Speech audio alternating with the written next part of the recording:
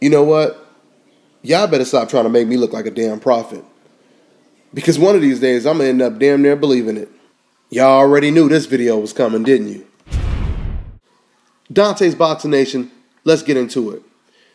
You know, guys, I keep telling you that when I tell you guys I speak the truth and the whole truth, and when you see those words on my channel or on my video that says the whole truth, I'm not just saying that because it's a cool phrase. I say that because I am one of the only people on YouTube when it comes to boxing that will tell you the whole truth and nothing but the truth. Some of you guys just don't understand how difficult it is to tell the whole truth and nothing but the truth and not give a damn how people take it.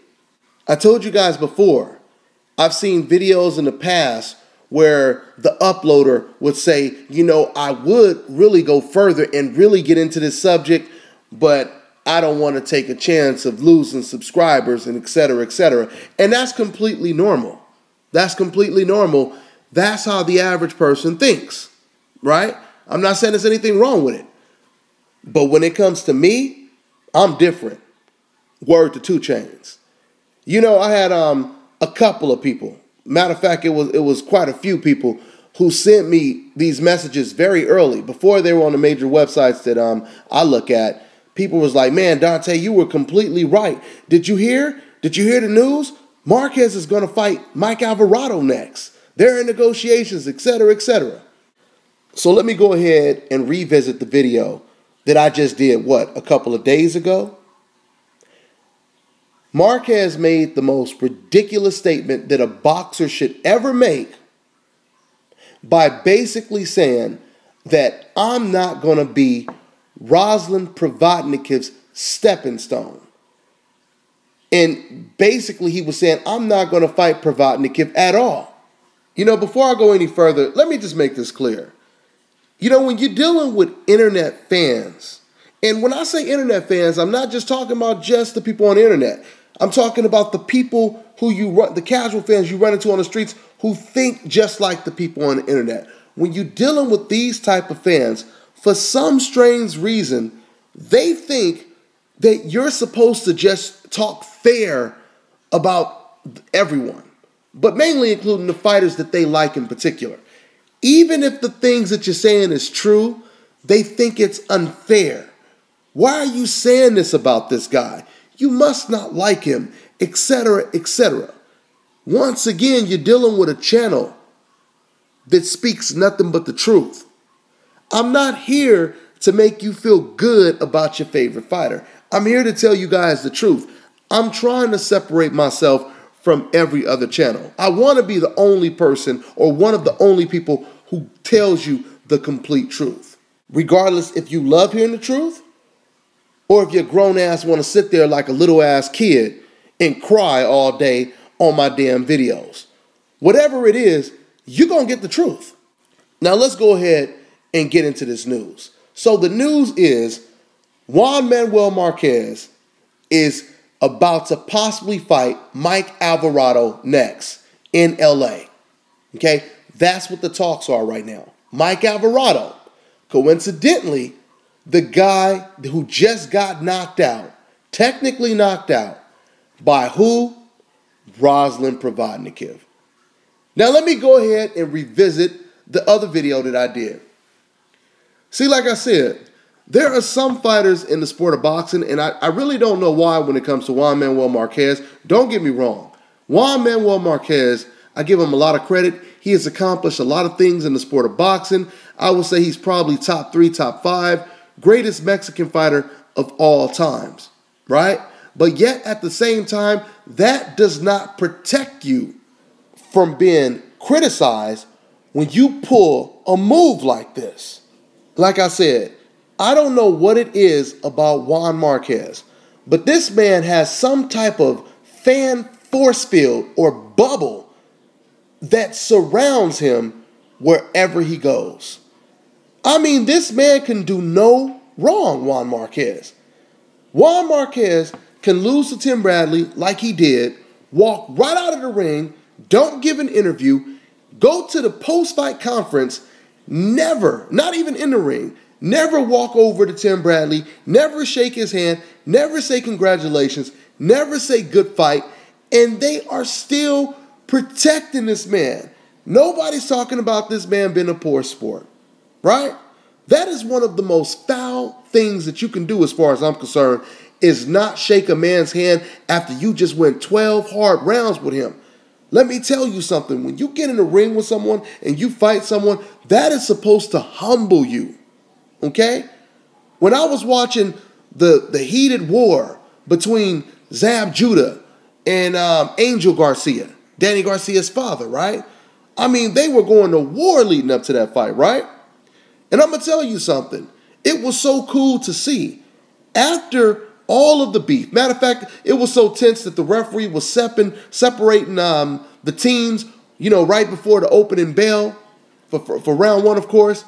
And then at the end of the fight, one of the coolest things to see was Zab Judah and Angel Garcia embrace, hug, give each other love.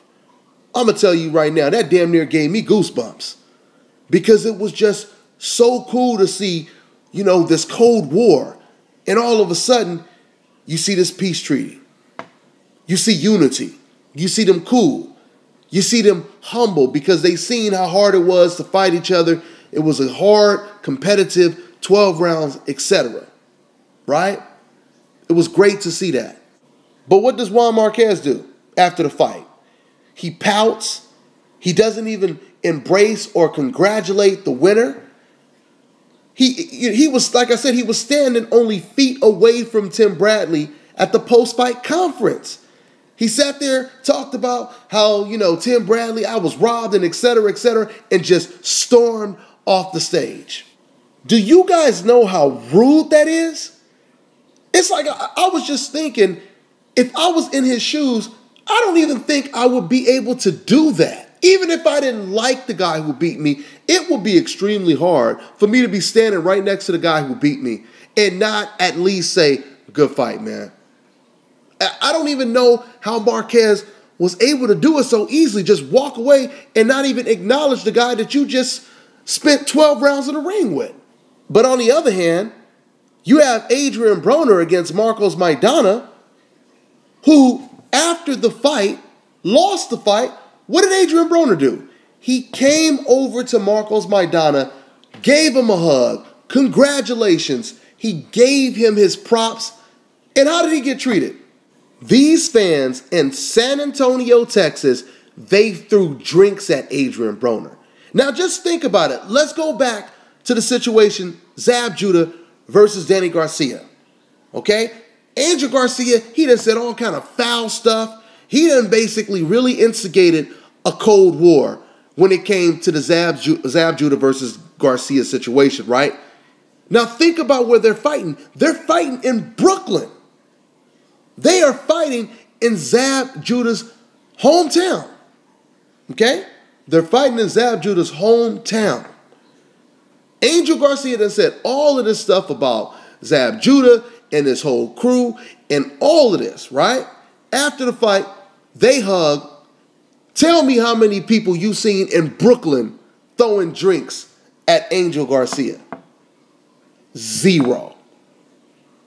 You see the difference?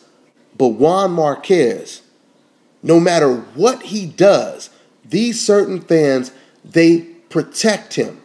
And if you do a video saying anything negative about Marquez, you are going to receive some of the most hate from these certain fans.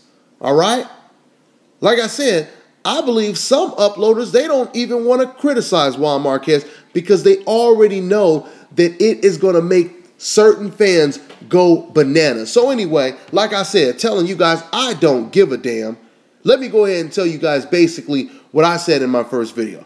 I told you guys that this would be one of the biggest ducks in the sport of boxing if Juan Marquez is to turn down a fight with Ruslan Provodnikov, the guy who was just involved in Fight of the Year with Tim Bradley. All right? The WBO president flew all the way to Mexico to personally meet with Marquez to urge him to take this fight. All right? HBO, they really wanted to put together this fight. Think about it real quick. Ruslan Provodnikov in Fight of the Year with Tim Bradley against Juan Manuel Marquez. That equals an extremely successful HBO fight. We already know this, guys. Just like Ruslan Provodnikov just said a day ago in the article, Ruslan was like, we would do better numbers. Talking about, Ruslan against Marquez. We would do better numbers than Marquez Bradley, which I totally agree. I totally agree. It would probably do better numbers. So realistically, all the big heads, they were all on board. HBO, Bob Arum, WBO president, everyone wanted to make this fight. The only person who didn't want to make this fight was Juan Marquez. I exposed him for not wanting to make this fight. And like I said, the fans, the Marquez fans, they almost lost their damn minds on my video. So this is what I want to do. I want to go ahead and read some of the messages, maybe one, or if I have enough time, some of the messages that were sent to me defending Marquez. Listen to what they say. Quote, I usually don't disagree with you, but I gotta say your opinions about Juan Marquez and his comments about a potential fight with Ruslan Provodnikov are kind of short-sighted. I respect Ruslan Provodnikov as a fighter, but Marquez fighting him does nothing for his legacy. And the stepping stone comment can be misinterpreted. End quote. Think about what this person just said. There were a lot of comments sent like this. Now, let me also just make it very clear. The majority of people agree with me. But like I always say, there's this little chunk of people who send messages like this. And like I said, they were all on the same page. Listen to what he just said once again. He said, Ruslan Provodnikov does nothing. So Marquez goes out to look for a fighter to do something for his legacy, right? And who is he thinking about fighting now? Mike Alvarado. I can't make this shit up, guys. I cannot make it up. It's almost comical. I had people heated as hell because I came out with this truth. People constantly sending me messages. Why would he fight Provodnikov? Marquez is trying to fight for a title. He wants to make history, etc., etc. He's not going to fight a guy who doesn't have a title. Oh, yeah? You want to bet? And for some of you guys who don't believe me, you can go back. I even said to some of these people, I said, okay, let's say he doesn't fight Provodnikov. Let's say it's true he wants to fight for a title. He just wants to make history. So that means he's going to fight someone like Shawn Porter next. That means he's going to call out Marcos Maidana next. Now, keep in mind, guys, when it comes to Shawn Porter is not with Golden Boy. If you guys may have seen, I did an interview with Shawn Porter and his dad, and they made that very clear. We're not with Golden Boy. We're basically like free agents. We can fight with Top Rank. We can fight with Golden Boy, etc. So there was no excuse for this fight not to get made, Marquez versus Porter, especially when it's Marquez who fans claim, and Marquez claims, wants to make history and fight for another title. I mean, guys, it's getting really ridiculous right now. You got somebody like Gary Russell who's begging for a title shot against Johnny Gonzalez, but Johnny's not giving Gary Russell the opportunity because Johnny knows how good Gary Russell is. But on the other side, you got champions jumping for the opportunity to fight Marquez and give him a shot at their title. Does that make sense, guys? But then people will say that certain people don't deserve to fight for the title, but then at the same time, they'll try to defend Marquez for turning down a title offer. It's not making sense, guys. It's not making sense. So first they say Marquez is only going to fight for titles. And then once they find out he's going to fight a bum, then they pull the Mayweather card. But the difference from Mayweather is almost everybody Mayweather fights, they either just won a title or they're coming off of a big win. They're not coming off of a loss. And that's the difference. I'm out of time. I'm on to the next one.